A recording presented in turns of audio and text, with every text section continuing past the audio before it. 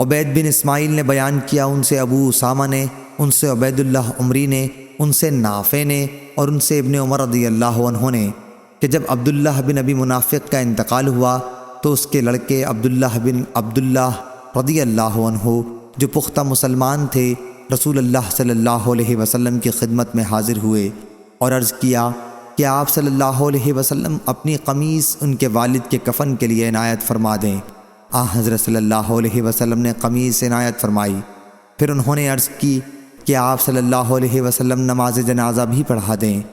حضرت صلی اللہ علیہ وسلم نماز جنازہ پڑھانے کے لیے بھی آگے بڑھ گئے۔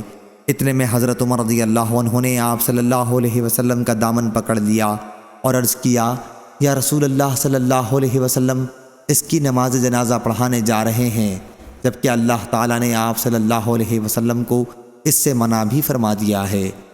حضرت صلی اللہ علیہ وسلم نے فرمایا، اللہ تعالیٰ نے مجھے اختیار دیا ہے، فرمایا ہے کہ آپ صلی اللہ علیہ وسلم ان کے لیے استغفار کریں خواہ نہ کریں۔ اگر آپ ان کے لیے 70 بار بھی استغفار کریں گے تب بھی اللہ انہیں نہیں بخشے گا، اس لیے میں 70 مرتبہ سے بھی زیادہ استغفار کروں گا۔ ممکن ہے کہ اللہ تعالیٰ زیادہ استغفار کرنے سے معاف کر دے۔ حضرت عمر رضی اللہ عنہ بولے، لیکن یہ شخص تو منافق ہے۔ حضرت ابن عمر رضی اللہ عنہ نے بیان کیا کہ آخر حضرت صلی اللہ علیہ وسلم نے اس کی نماز جنازہ پڑھائی۔